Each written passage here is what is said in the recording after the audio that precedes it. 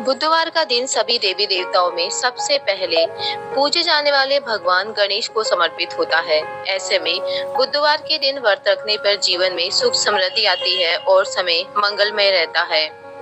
उस व्यक्ति के जीवन में कभी भी धन और धान्य की कमी नहीं होती है। आइए जानते हैं बुधवार व्रत की कथा। कि धनवान साहूकार रहता था। साहूकार का विवाह नगर की सुंदर और गुणवती लड़की से हुआ था। एक बार वो अपनी पत्नी को लेने बुधवार के दिन ससुराल गया और पत्नी के माता पिता से विदा कराने के लिए कहा।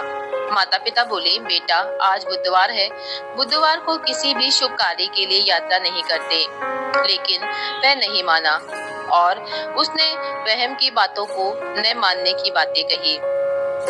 दोनों ने बैलगाड़ी से यात्रा प्रारंभ की। 2 कोस की यात्रा के बाद उसकी गाड़ी का एक पहिया टूट गया। वहां से दोनों ने पैदल ही यात्रा शुरू की। रास्ते में पत्नी को प्यास लगी तो साहूकार उसे एक पेड़ के नीचे बिठाकर जल लेने के लिए चला गया। थोड़ी देर बाद जब वो किसी से जल लेकर वापस आया तो वह बुरी तरह हैरान हो उठा, क्योंकि उसकी पत्नी के पास उसकी ही शकल सूरत का एक दूसरा व्यक्ति बैठा था। पत्नी भी साहूकार को देखकर हैरान रह गई। वह दोनों में कोई अंतर नहीं कर पाई। साहूकार ने उस व्यक्ति से पूछा, तुम कौन हो और मेरी पत्नी के पास क्यों बैठे हो? साहूकार की बात सुनकर उस व्यक्ति ने कहा, अरे भाई, यह मेरी पत्नी है। मैं अपनी पत्नी को ससुराल से विदा कर लाया हूँ, लेकिन तुम कौन हो जो मुझसे ऐसा प्रश्न कर रहे हो? साहूकार ने लगभग चीखते हुए कहा, तुम जरूर कोई चोर या ठग हो। यह मेरी पत्नी है। मैं इसे पेड़ के नीचे बैठाकर जल लेने गया था। इस पर उस व्यक्ति ने कहा, अरे भाई, झूठ तो तुम बोल रहे हो। पत्नी को प्यास लगने पर जल लेने तो मैं गया था। मैं तो जल लाकर अपनी पत्नी को पिला भी दिया है। अब तुम चुपचाप यहाँ से चलते बनो, नहीं तो किसी सिपाही को बुलाकर तुम्हें पकड़वा दूंगा। दोनों एक दूसरे से लड़ने लगे। उन्हें लड़ते देख बहुत से लोग वहां एकत्रित हो गए। नगर के कुछ सिपाही भी वहां आ गए। सिपाही उन दोनों को पकड़कर राजा के पास ले गए। सारी कहानी सुनकर राजा भी कोई निर्णय नहीं कर पाया। पत्नी भी उन दोनों में से अपने वास्तविक पति को नहीं पहचान पा रही थी। राजा ने उन दोनों को कारागार में डाल देने को कहा।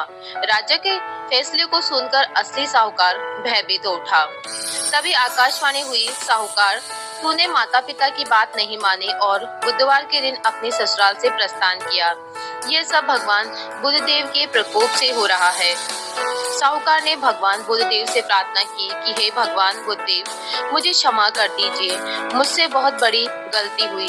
भविष्य में अब कभी बुधवार के दिन यात्रा नहीं करूंगा और सदैव बुधवार को आपका व्रत किया करूंगा।